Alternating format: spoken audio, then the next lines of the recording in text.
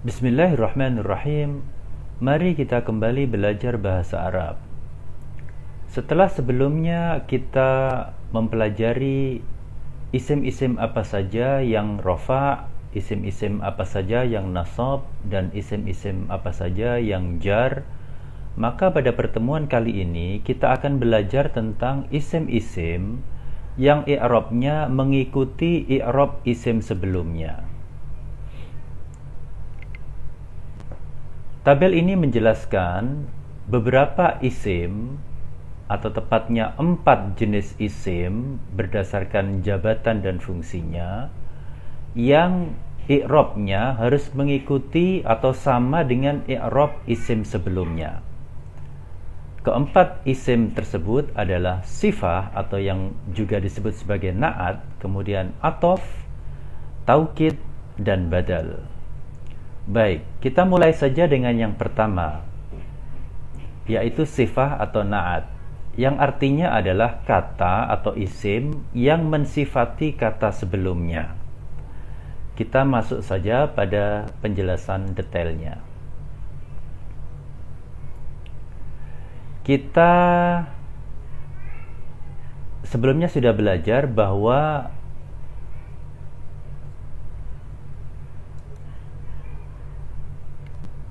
ada yang disebut sebagai konstruksi sifah mausuf dalam bahasa Arab, atau kadang-kadang disebut sebagai na'at dan man'ut. Sifah biasa disebut sebagai na'at, dan mausuf kadang-kadang juga disebut sebagai man'ut. Sifah artinya isim yang mensifati, sedangkan mausuf atau man'ut artinya isim yang disifati oleh sifah atau na'at. Karena sifah ini isim yang mensifati, maka tentu datangnya belakangan, terletak sesudah mausuf. Contohnya di sini rajulun solihun, yang artinya laki-laki yang soleh. Jadi di sini kata solihun atau yang soleh fungsinya adalah untuk mensifati kata rajul atau laki-laki. Jelas ya? Sebelumnya kita juga sudah belajar bahwa ada kaidah-kaidah terkait dengan sifah mausuf ini atau na'at man'ut ini, yaitu bahwa sifah dan mausuf harus sama dalam 3 hal, yaitu ketertentuannya, yaitu nakirah atau ma'rifah, kemudian dalam hal gendernya, yaitu mudzakkar atau muannas, dan dalam hal bilangannya, yaitu mufrad atau musanna atau jama'. Saya tidak akan bahas lagi karena ini sudah pernah kita bahas. Jika ingin tahu lebih jauh detailnya, silakan lihat video yang berbicara tentang hal ini. Baik, kembali kepada sifah, yaitu kata atau isim yang mensifati kata sebelumnya yang disebut sebagai mausuf atau man'ut. Di sini kita akan melihat beberapa contoh yang menjelaskan kepada kita bahwa i'rab dari sifah atau na'at itu harus mengikuti i'rab dari kata yang disifati yang disebut sebagai mausuf atau man'ut. Kita lihat contoh yang pertama. Zahabat talibu al-mahiru. Zahaba telah pergi, siapa yang telah pergi, at-talibu mahasiswa itu, al-mahiru yang mahir atau yang pandai. Di sini kata al-mahiru yaitu yang pandai, fungsinya adalah mensifati kata at-talibu yaitu mahasiswa itu.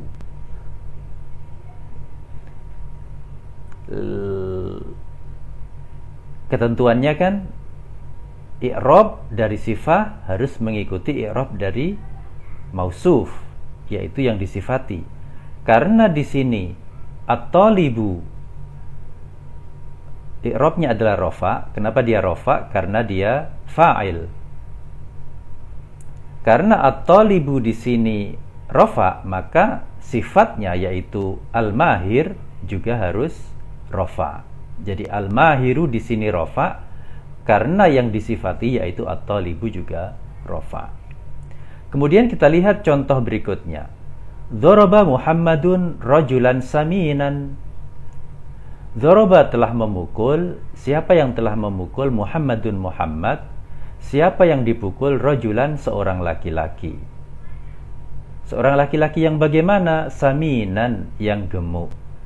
Jadi di sini saminan i'rabnya harus mengikuti i'rab dari kata yang disifati, yaitu rajulan. Di sini kata rajulan i'rabnya adalah nasab. Mengapa nasab? Karena dia maf'ul bih, yaitu dia berfungsi sebagai objek atau penderita, karena dia yang dipukul. Karena rajulan di sini i'rabnya nasab, maka sifatnya yaitu saminan juga harus nasab. Sekali lagi, saminan di sini nasab karena dia mengikuti i'rab dari kata yang dia sifati, yaitu rajulan, yang juga nasab. Kemudian kita lihat contoh berikutnya lagi. Sakana Muhammadun fi baitin kabir. Sakana telah tinggal. Siapa yang telah tinggal? Muhammadun Muhammad. Fi baitin, di sebuah rumah. Di sini kata baitin dia jar. Kenapa jar? Karena terletak sesudah harfu jarrin atau huruf jar, yaitu fi. Fi baitin. Kemudian di sini kata baitin disifati oleh kata kabir. Baitin, rumah. Rumah yang bagaimana? Kabirin, yang besar. Jadi di sini kata kabir fungsinya adalah mensifati kata bait. Karena itu i'rab dari kabir di sini adalah jar, yaitu kabirin, ditandai dengan kasroh. Dia jar. Mengapa dia jar? Mengikuti yang disifati, yaitu kata baitin. Kata baitin jar karena terletak sesudah huruf jar, yaitu fi. Jelas ya? Kemudian sesudah sifah atau na'at, isim lainnya yang juga harus mengikuti atau sama i'rabnya dengan isim yang terletak sebelumnya adalah atof. Atof adalah kata yang disambungkan dengan kata sebelumnya dengan perantaraan kata sambung yang dalam bahasa Arab disebut sebagai huruf atof. Apa sajakah huruf-huruf atof ini? Kita lihat di sini.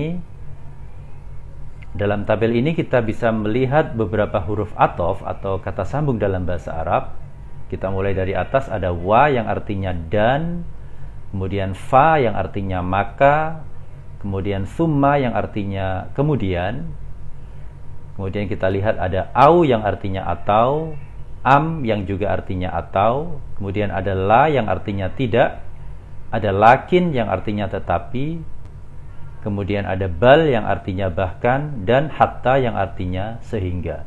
Semua ini disebut sebagai huruf atof atau yang dalam bahasa Indonesia mungkin kita sebut sebagai kata sambung. Nah, ketentuannya adalah atof atau kata yang disambungkan dengan kata sebelumnya yang disebut sebagai maktuf dengan perantaraan kata sambung atau huruf atof, ini i'rabnya harus mengikuti i'rab dari kata sebelumnya, yaitu maktuf.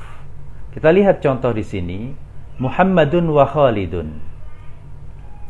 Di sini ada dua kata atau isim, Muhammad dan Khalid, yang keduanya disambungkan oleh huruf atof wa yang artinya dan. Di sini Khalid yang terletak sesudah huruf atof, ini namanya atof. Dan isim yang terletak sebelum huruf atof ini disebut sebagai maktuf. Jadi Khalid adalah atof karena terletak sesudah huruf atof wa, dan Muhammadun adalah maktuf karena dia terletak sebelum huruf atof wa. Kita akan lihat di sini beberapa contoh yang menggambarkan kepada kita bahwa i'rab dari atof itu harus mengikuti i'rab dari maktuf. Kita lihat contoh yang pertama. Ja'a Muhammadun wa Khalidun. Di sini Khalidun adalah atof, maktufnya adalah Muhammadun. Di sini Muhammadun selaku maktuf, i'rabnya adalah rofa. Kenapa dia rofa? Karena dia fa'il. Ja'a Muhammadun, telah datang. Siapa yang telah datang? Muhammadun, Muhammad. Muhammad di sini adalah fa'il dan karenanya dia rofa. Maka ketika kita menambahkan atof, yaitu Khalid, yang terletak sesudah huruf waw yang artinya dan, maka i'rab dari Khalid ini juga harus rofa, yaitu mengikuti i'rabnya Muhammad. Jelas ya?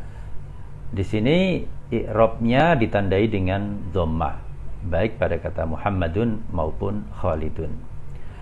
Contoh berikutnya kita lihat di sini kalimat dzaraba Zaidun Muhammadan wa Khalidan. Dzaraba telah memukul. Siapa yang telah memukul Zaidun Zaid? Siapa yang telah dipukul Muhammadan Muhammad. Wa Khalidan, dan juga Khalid. Di sini Muhammad i'rabnya adalah nasab, ditandai dengan fathah. Mengapa dia nasab? Karena dia maf'ul bih, karena dia penderita. Karena dia di sini adalah yang dipukul. Nah, ketika kita menambahkan atof, dalam hal ini adalah Khalid, artinya yang dipukul di sini tidak hanya Muhammad tetapi juga Khalid, maka Khalid ini selaku atof, maka i'rabnya harus mengikuti i'rabnya ma'tuf, yaitu Muhammad. Karena Muhammadan nasab, maka Khalidan juga harus nasab. Dalam hal ini keduanya nasabnya ditandai dengan huruf fathah. Jelas ya? Kemudian contoh berikutnya, al-izzatu bil islami wal iman. Sekali lagi, al-izzatu bil islami wal imani. Al-izzatu, kejayaan, bil islami adalah dengan Islam.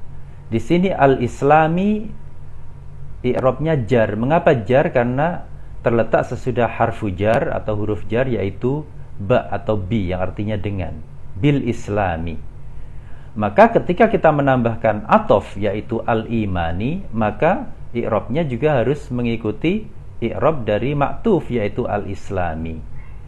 Karena al-islami jar, maka al-imani selaku atof juga harus jar. Dalam hal ini baik al-islami maupun al-imani, i'rab jarnya ditandai dengan huruf kasrah. Jelas ya? Kemudian jenis kata yang ketiga, jenis isim yang ketiga yang i'rabnya harus mengikuti atau sama dengan i'rab dari isim sebelumnya adalah taukid. Taukid adalah kata yang berfungsi untuk mempertegas makna kalimat. Baik, kita lihat detailnya. Sekali lagi, taukid adalah kata yang berfungsi untuk mempertegas makna kalimat. Sedangkan muakkad adalah kata yang dipertegas oleh taukid. Nanti kita akan lihat contohnya. Langsung saja pada contoh yang pertama. Hadara at-tullabu kulluhum. Hadara telah hadir. Siapa yang telah hadir? At-tullabu, para mahasiswa, kulluhum, seluruhnya. Jadi makna kalimat ini adalah para mahasiswa telah hadir seluruhnya.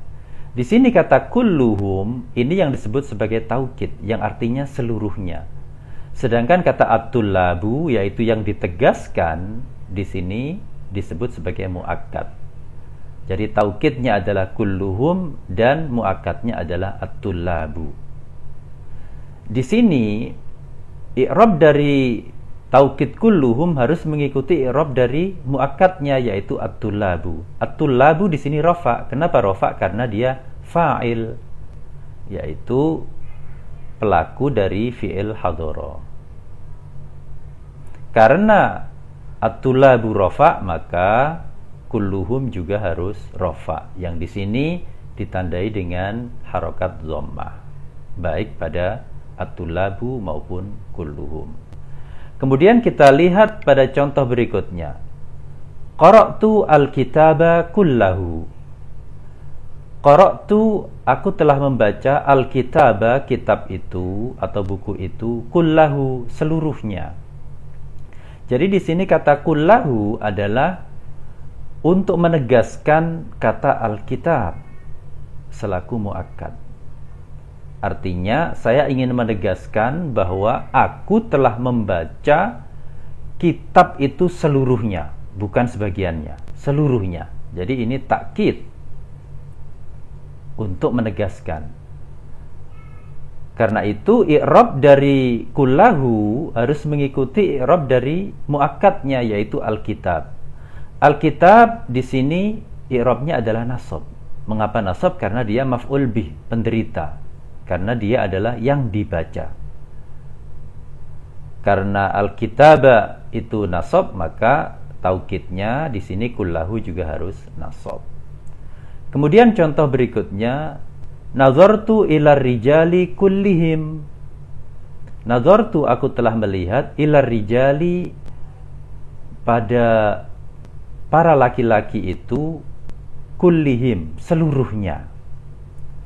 Di sini kata ar-rijali i'rabnya jar. Mengapa jar? Karena terletak sesudah huruf jar ila. Nah, di sini kullihim adalah taukid atau penegasan. Artinya aku telah melihat para lelaki itu seluruhnya, bukan cuma sebagiannya, tapi seluruhnya, semuanya.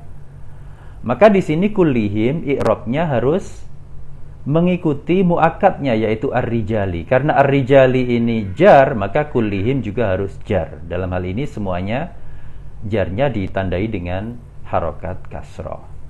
Jelas ya? Kemudian yang terakhir, isim yang i'rabnya harus mengikuti atau sama dengan i'rab dari isim sebelumnya adalah badal. Badal adalah kata yang berfungsi sebagai pengganti bagi kata sebelumnya. Kita lihat detailnya di sini. Sekali lagi, badal adalah kata yang berfungsi sebagai pengganti bagi kata sebelumnya. Dan kata yang digantikan oleh badal tersebut disebut sebagai mubaddal minhu. Kita lihat beberapa contohnya di sini. Contoh yang pertama, hadza sahibuhu Muhammadun. Hadza ini adalah sahibuhu, temannya, Muhammadun, yang bernama Muhammad. Jadi di sini kata Muhammadun adalah badal atau pengganti dari kata sahibuhu yang bermakna sahabatnya atau temannya. Karena Muhammadun di sini badal, maka i'rabnya harus mengikuti i'rab dari mubaddal minhunya, yaitu kata yang dia gantikan. Dalam hal ini adalah sahibuhu. Apa i'rab dari sahibuhu di sini? I'rabnya adalah rafa. Mengapa dia rafa? Karena dia khobar. Ini kan jumlah ismiyah kan? Diawali dengan isim hadza. Maka hadza di sini mubtada, kemudian sahibuhu adalah khobar. Dan isim yang berfungsi sebagai khobar harus rafa. Karena yang digantikan di sini rafa, maka Muhammadun selaku badal juga harus rafa. Yang dalam hal ini rafanya ditandai dengan harokat dhammah. Kemudian kita lihat contoh berikutnya. Kita lihat di sini kalimat dzaraba Khalidun sahibahu Muhammadan. Dzaraba telah memukul. Siapa yang telah memukul? Khalidun, Khalid. Siapa yang dipukul? Sahibahu, sahabatnya atau temannya, yaitu Muhammadan, yaitu Muhammad. Jadi di sini kata Muhammadan fungsinya adalah badal atau menggantikan kata sahibahu yang artinya sahabatnya atau temannya. Yaitu dalam hal ini Muhammadan adalah sahabatnya yang dipukul oleh Khalid. Di sini karena Muhammadan adalah badal, maka i'rabnya harus mengikuti mubaddal minhunya, yaitu sahibahu. Sahibahu di sini i'rabnya adalah nasab. Mengapa dia nasab? Karena dia maf'ul bih, dia objek penderita, dia dipukul, yaitu dipukul oleh Khalid. Sekali lagi, Muhammadan di sini nasab dengan tanda harokat fathah karena dia badal atau menggantikan kata sebelumnya, yaitu sahibahu. Kemudian kita lihat contoh berikutnya. Nadartu ila sahibihi Muhammadin. Nadartu, aku telah melihat, ila kepada sahibihi, temannya atau sahabatnya, yaitu Muhammadin, yang bernama Muhammad. Di sini kata Muhammadin adalah badal dari kata sahibihi, pengganti dari kata sahibihi, sahabatnya. Sebagaimana contoh-contoh sebelumnya, karena Muhammadin di sini badal, maka i'rabnya harus mengikuti mubaddal minhunya, yaitu sahibihi, yang dalam hal ini adalah i'rabnya jar. Dia jar karena terletak sesudah huruf jar ila. Sampai di sini jelas sekali ya, bahwa badal harus memiliki i'rab sama dengan yang digantikan atau mubaddal minhu. Sekali lagi untuk menyimpulkan, ada jenis isim, maksud saya ada 4 jenis isim yang i'rabnya harus sama dengan isim yang terletak sebelumnya, yaitu pertama sifah atau na'at, kedua adalah atof, ketiga adalah taukid, dan keempat adalah badal.